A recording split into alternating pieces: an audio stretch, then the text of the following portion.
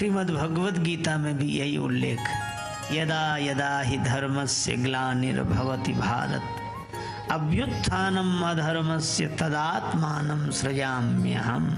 भगवान प्रकट होते हैं।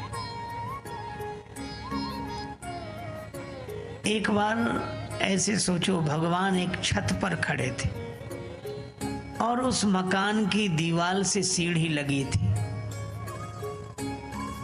भगवान ने कहा कि ऊपर आ जाओ तो हमसे मिलकर एक हो जाओगे। लोग उस सीढ़ी से ऊपर जाते, भगवान से मिलकर एक हो जाते। पर एक भक्त नीचे खड़ा था, वह बेचारा चढ़ नहीं पा रहा था, चढ़ने में असमर्थ था। उसने कहा कि प्रभु, क्या इस सीढ़ी का उपयोग केवल चढ़ने के लिए ही होता है? भगवान ने कहा कि नहीं नहीं, उतरने के लिए भी होता है। तो भक्त ने कहा कि अगर हम इस सीढ़ी को चढ़कर आप तक नहीं पहुंच सकते तो आप ही सीढ़ी से नीचे उतरकर हम तक आ जाइए। और भगवान उस सीढ़ी से नीचे उतरे, भक्त से मिले। संकेत यह मिलता है साधना के भवन के किनारे जो निष्ठा की सीढ़ी लगी है, उसके दो पाए हैं, नाम और रूप। भगवान कहते हैं तुम नाम रूप से ऊपर उठो तो हमसे मिलकर एक हो जाओगे। नाम रूप दो ईस उपाधि। हमारे गुरुदेव कहते थे तुम नाम रूप को छोड़ो फिर देखो कौन कहाँ है। जो नाम रूप में जकड़े हैं वे माया के सब पकड़े हैं, सब भेद दृष्टि के झगड़े हैं, मैं और नहीं तू और नहीं। तो नाम रूप ये सीढ़ी के दो पाए हैं, इससे जो ऊपर उठ जाए वो भगवान से मिलकर एक हो जाए। ब्रह्मविद ब्रह्मैव भवति। लेकिन भक्त कहते हैं कि प्रभु हम आप तक नहीं पहुंच सकते। तो भगवान ने कहा कोई बात नहीं, हम ही नाम रूप स्वीकार करके तुम्हारे जैसे बनकर तुम्हारे पास आ रहे हैं। और मुझे लगता है कि ज्ञान वह है जिसमें व्यक्ति भगवान तक पहुंचता है और भक्ति वह है जिसमें भगवान व्यक्ति तक पहुंचते हैं। सीढ़ी एक ही है। भगवान ने कहा कि जब मैं नीचे उतरूंगा तो तुम्हारे जैसा बनकर ही उतरूंगा। बिल्कुल सही बात है। जीव नाम रूप से ऊपर जाएगा तो भगवान की तरह हो जाएगा, और भगवान नाम रूप लेकर आएंगे तो जगत की तरह हो जाएंगे। तो भगवान ने नाम रूप स्वीकार करके अपने सगुण साकार विग्रह में अपने को प्रकट कर दिया। भगवान कैसे? तो कहा गया चिदानंदमय देह तुम्हारी, विगत विकार जान अधिकारी। हम लोग स्वरूप से सच्चिदानंद हैं, शरीर से नहीं। पर भगवान शरीर से भी सच्चिदानंद है। जब वे प्रकट होते हैं सगुण साकार स्वरूप में तो सच्चिदानंद में नित्य है। इसीलिए आपने भगवान राम या भगवान श्री कृष्ण को मूर्ति रूप में दर्शन किया होगा, पर कहीं उनको दाढ़ी मूछ नहीं देखी हो कि राम जी को मूछ दाढ़ी, भगवान श्री कृष्ण को दाढ़ी मूछ नहीं है। क्यों नहीं है? क्योंकि भगवान जब अवतार लेते हैं तो उनकी वय 16 वर्ष तक आकर ठहर जाती है। चाहे फिर वे हजारों वर्ष रहें पर उम्र उतनी ही रहेगी। एक सज्जन ने कहा यह तो बात समझ में नहीं आती, भावुकता बस कह दी गई है। इस संसार में जब कुछ नहीं ठहरता तो उम्र कैसे ठहर जाएगी? हमने कहा वैसे ही ठहर जाती है जैसे हम लोगों का कद ठहर जाता है। हमारे शरीर का कद भी तो नहीं बढ़ता। अगर हम नाट्य कद के रह गए तो रह गए, फिर कितना भी ताड़ आसन करें कुछ होने वाला नहीं। लंबे लोग लंबे हो गए तो हो गए, और कोई नाट्य कद का ठिगना रह गया तो रह गया। ये कद ठहर जाता है। एक अध्यापक थे, वो संयोग से ठिगने कद के थे। अब विद्यार्थियों को पढ़ाते समय डांटना पड़ता। अब वो डांटे तो उनका हाथ ही उनके गाल तक नहीं पहुंचता था। तो विद्यार्थी से कहते थे कि चबूतरे पर चल तब बताऊंगा तुझे। तो उसको चबूतरे पर ले जाते, खुद चबूतरे पर खड़े होते, तब उसके गाल तक पहुंचते और उसको डांट पाते। ये और जो लंबे लोगों की भी बड़ी समस्या। एक लंबा आदमी ऊपर से खड़े होकर नीचे देखा, साग भाजी बेचने वाले से कहा कि ये नींबू कैसे दिए हैं। उसने कहा कि सर नीचे सिर झुका के देखो, नींबू नहीं संतरे हैं। तो जैसे हम लोगों के कद ठहर जाते हैं, वैसे ही भगवान की उम्र ठहर जाती है। भगवान नित्य हैं। जैसे ब्रह्म का स्वरूप नित्य है, इसी तरह भगवान का रूप भी नित्य है। पानी नीर निराकार, उसका अपना कोई आकार नहीं, जिस पात्र में डाल दो उसी की तरह है। लेकिन उस पानी को पकड़ा नहीं जा सकता। किंतु कोई पानी को कटोरी में भर के फ्रिज में रख दे, कुछ नहीं मिलाया, वही बर्फ बन गया। तो पानी बर्फ में अंतर क्या? पानी पकड़ में नहीं आता, बर्फ पकड़ में आ जाता है। इसी तरह उस निर्गुण निराकार को जब कोई अपनी भाव निष्ठा की कटोरी में रखकर भक्ति के फ्रिज में रख देता है तो निराकार ही साकार हो जाता है। और अंतर यही है कि निर्गुण पकड़ में नहीं आता, निराकार पकड़ में नहीं आता, सगुण साकार को हम पकड़ सकते हैं। ताहि धरे जननी हठ धावा, भगवान को पकड़ लेते हैं। अब भगवान श्री राम और भगवान श्री कृष्ण, इन दोनों स्वरूपों के स्वरूप पर हम लोग विचार करें। भगवान राम का अवतार पहले हुआ, भगवान श्री कृष्ण का अवतार बाद में। इसका अर्थ क्या है? इसका अर्थ यह है कि मर्यादा हमारे जीवन में पहले आती है और प्रेम का प्राकट्य बाद में होता है। मर्यादा विहीन प्रेम तो वासना है और मर्यादित भाव ही प्रेम है। तो हमारे संतों ने बड़ी सुंदर व्यवस्था की कि हमारा जीवन पहले नेममय हो, तब प्रेम प्रकट होगा। प्रेम हमारे जीवन की पूर्णता है। अच्छा देखो, एक बात मैं आपसे कहूं,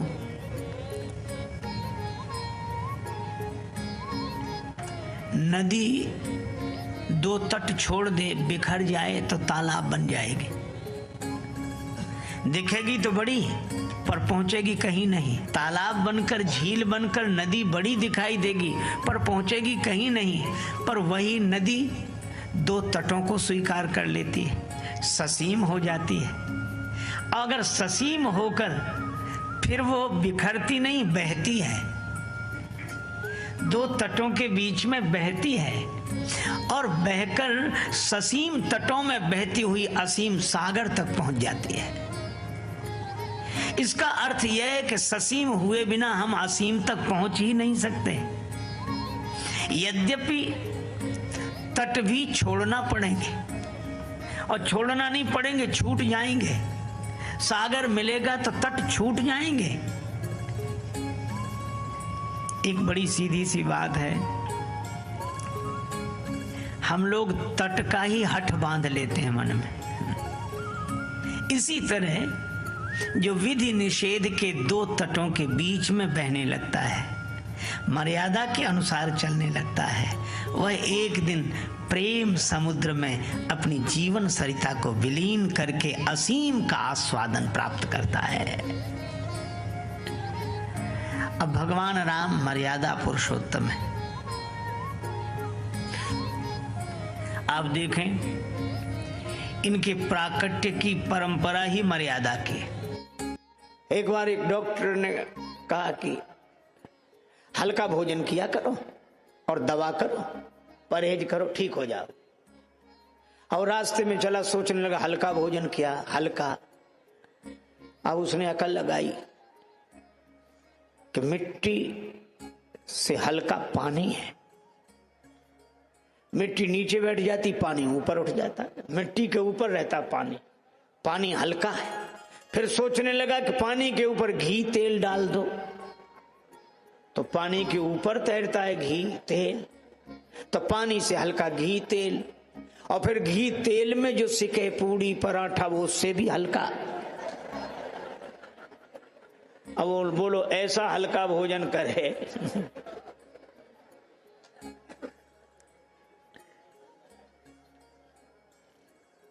गुरु जी ने जो कहा वही करना चाहिए, क्योंकि सदगुरु वैद्य वचन विश्वासा, संयम यहाँ न विषय कहे आशा।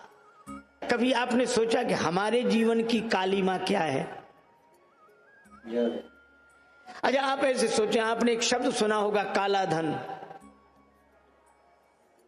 बहुत चर्चा का विषय रहा काला धन। और काला धन का हमको तो एक ही अर्थ लगता है, चीज दूसरे की कब्जा अपना। किसी दूसरे की चीज अधिकार अपना।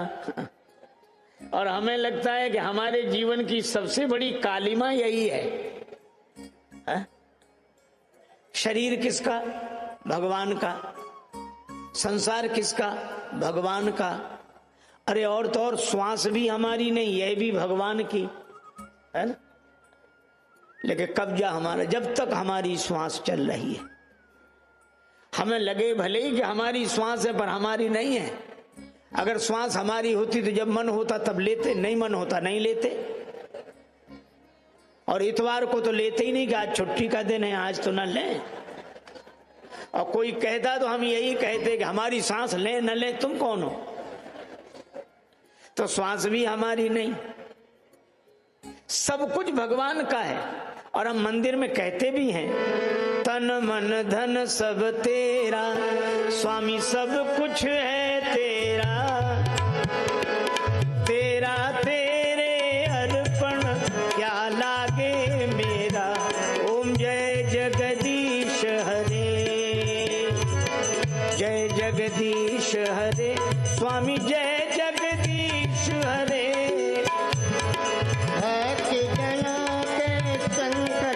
दास जनों के अवगुण क्षण में दूर करे। ओम जय जगदीश हरे। सब भगवान का है, यह तो हम कहते हैं, तो है ही भगवान का। लेकिन सच्चाई से बोलना, हमने मान किसका रखा है? भगवान का तो हम ऐसे कहते हैं जैसे कोई संत अपने घर में पधारे तो हम संत के चरणों में प्रणाम करके कहते हैं महाराज आपका ही है, ये घर आपका, ये परिवार आपका। कहते हैं महात्मा भी जानते हैं कि हमारा नहीं है, कह रहा है, और कहने वाला भी जानता है कि इनका नहीं है, लेकिन कह रहा है। और अगर कोई कहे कि महाराज सब आपका ही है, महात्मा कहे हमारा है, हाँ तो निकलो बाहर। अगर एक आध घटना ऐसी घट जाए तो लोग कहना बंद कर दें। हम भगवान से भी वैसे ही कहे जा रहे हैं सब आपका है। अच्छा, समझदार आदमी भी मंदिर में कहेगा तन मन धन सब तेरा, और भगवान को प्रणाम करके बाहर आएगा तो महात्मा से कहेगा मेरा मन नहीं लगता। भगवान हंसते कि अभी कह रहा था कि तन मन धन सब तेरा, और अब कह रहा मेरा मन नहीं लगता। यही कालिमा है। एक सज्जन प्रार्थना कर रहे थे तन मन धन सब तेरा, प्रभु सब कुछ है तेरा, और इस पंक्ति पर ज्यादा जोर देकर प्रभु सब कुछ है तेरा। एक महात्मा सुन रहे थे, वो हंस रहे थे। उसको बड़ा बुरा लगा कि हम प्रार्थना कर रहे हैं, महात्मा हंस रहे हैं, प्रार्थना पूरी होने दो तब बात करता हूं। प्रार्थना पूरी होते ही गया, महाराज हम प्रार्थना कर रहे थे, आप हंस रहे थे। महात्मा बोले हम तो जो कर रहे थे करे, तुम क्या कर रहे थे? कहा हम प्रार्थना कर रहे थे। कि तुम प्रार्थना कर रहे थे कि हमारा हंसना देख रहे थे? वो बोला महाराज हम दोनों ही काम कर रहे थे। महात्मा बोले तुम दोनों ही काम करते हो इसलिए तो हम हंस रहे थे। वाणी से कहते हो तन मन धन सब तेरा, पर मन से पूछो, मन भीतर ही भीतर कहता तन मन धन सब मेरा, प्रभु सब कुछ है मेरा। आज के आदमी की नीयत तो इतनी खराब है कि प्रभु पड़ोसी का भी मेरा। इसका बस चले तो भगवान से भी कह दे मेरा मुझको दे दो क्या लागे तेरा। यह हमारा स्वभाव है। देखो एक संत ने लिखा बड़ा सुंदर, मानव निकृष्ट कहे मेरा सिद्धांत है मेरा है सो मेरा और तेरा है सो तेरा है। मानव निकृष्ट कहे मेरा सिद्धांत है मेरा है सो मेरा और तेरा है सो मेरा है। मेरा तो मेरा, तेरा भी मेरा। और मध्यम मनुष्य की विनीति है प्रवृत्ति देखी, वो कहते मेरा है सो मेरा और तेरा है सो तेरा है। पर उत्तम मनुष्य के विचार अति उच्च देखे, मेरा तेरा है सो तेरा और मेरा है सो तेरा है, और तीनों के बीच में बोल उठा ज्ञानी नर ये झूठा झमेला है, न मेरा है न तेरा है। रावण ने सिर झुकाकर कहा मैं आपकी शरण में आया हूं मामा जी, आप हिरण बन जाओ। मारीच बोला कि मैं तो अच्छा भला आदमी हूं, हिरण काहे को बनाते हो? हिरण तो पशु है, और व्यक्ति को पशु क्यों बना रहे हो? मनुष्य को पशु क्यों बना रहे हो? यदि मैं ना बनूं तो? रावण बोला कि और रावण का काम ही क्या है जो अच्छे भले व्यक्ति को पशु बनने के लिए विवश कर दे, उसी का नाम रावण है।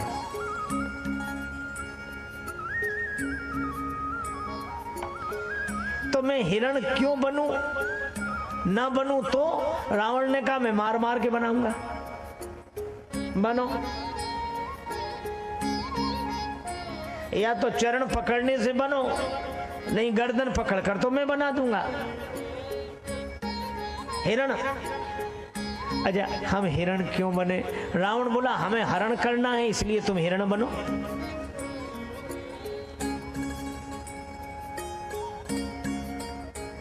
मारीच ने कहा कि मैं राम जी का भक्त हो गया हूं। कैसे? श्री विश्वामित्र जी की यज्ञ रक्षा में श्री राम श्री लक्ष्मण आए थे। मैं गया था विघ्न डालने, भगवान ने बिना फल का बाण मारा और बिना फल के बाण ने ऐसा फल चखाया, तब से मैं राम जी का भक्त हो गया।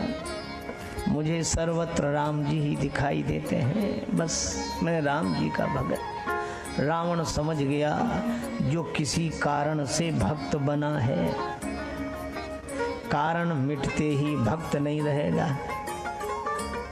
रावण तो 10 खोपड़ी का आदमी है, बड़ा विज्ञ है। 4 वेद 6 शास्त्र 10 जिसके सिर में भरे हो, मुख में भरे हो, और 10 खोपड़ी का आदमी। रावण ने सोचा कि राम जी के बाण ने इसे राम जी का भक्त बनाया है, तो कृपाण मेरा भक्त बनाएगी। निकाली कृपाण, बोल हिरण बनता है कि नहीं? बनेगा हिरण या मरण? मारीच समझ गया, उत्तर दे तो मुँह बधव अभागे। मैंने उत्तर दिया ये मुझे मार देगा।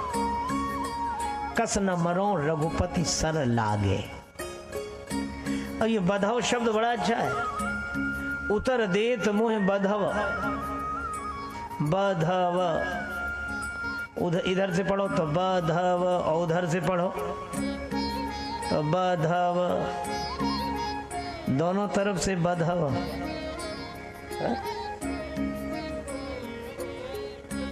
उत्तर देत मुँह बधव अभागे। इधर भी मरना है उधर भी मरना है, रावण के हाथ से भी मरना है, राम जी के हाथ से भी मरना है। मरना तो है ही, चाहे इधर मरो चाहे उधर।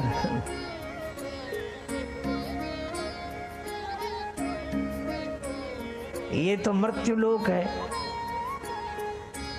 एक महापुरुष कहा करते थे, 2 बार मरना नहीं है और 1 बार बचना नहीं है, और बार बार बचकर भी 1 बार नहीं बचोगे। दुनिया में इतनी जगह है, सब जगह लिखा है, यहाँ गाड़ी खड़ी करना मना है, यहाँ बैठना मना है, यहाँ बातचीत करना मना है, यहाँ ये करना मना, यहाँ वो करना मना, यहाँ प्रवेश करना मना है। ऐसे साइन बोर्ड जगह जगह लिखे रहते हैं, पर आपको कोई जगह ऐसी मिली जहाँ ये लिखा हो यहाँ मरना मना है? श्री कबीरदास जी कहते हैं, देखो रे मुर्दों का बाजार। वे सारी दुनिया को मुर्दों का बाजार बोलते हैं। मुझे बहुत दिन तक यह बात समझ में नहीं आई, पर एक पूज्य संत ने कहा कि देखो, जिसे लोग मरघट ले जा रहे हैं, जिस मुर्दे को, वह वर्तमान का तो मुर्दा है, पर भूतकाल का जिंदा है कि नहीं? क्यों भाई? जो भूतकाल का जिंदा है वो वर्तमान में मुर्दा है, और जो अभी इसे कंधे पर ले जा रहे हैं ये भविष्य के मुर्दे हैं कि नहीं? बिल्कुल हैं। तो कहा, वर्तमान के मुर्दे को भविष्य के मुर्दे कंधे पर ले जा रहे हैं। मुर्दों का ही बाजार है ये तो है। मरना तो है। नर्तन की ट्रेन में आयु का रिजर्वेशन, अहंकार की सीट पर डिब्बा मन, और ये श्वासा इसकी रफ्तार। अच्छा, ये रेलगाड़ी 2 पटरी पर दौड़ती है, और जिंदगी की रेलगाड़ी भी 2 पटरी पर ही दौड़ती। 2 पटरी कौन सी? देखो भाई,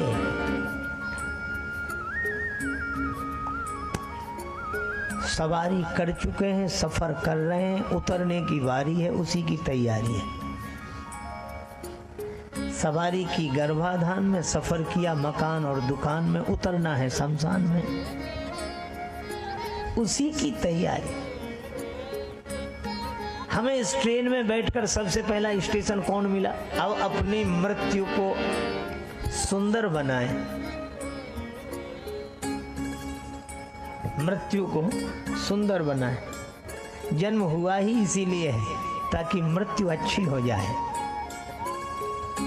जब तुम आए जगत में, जगत हंसा तुम रोए, ऐसी करनी कर चलो तुम हंसो। सचमुच मृत्यु, हम महापुरुषों का निर्वाण दिवस मनाते हैं, वे हमें मरना सिखाते हैं। देखो, महापुरुष शरीर छोड़ते हैं, कहते ना, उन संत ने शरीर छोड़ दिया, ये मरने का ढंग है, शरीर छोड़ दिया। अच्छा, बर्खास्त होने से इस्तीफा दे देना अच्छा है कि नहीं?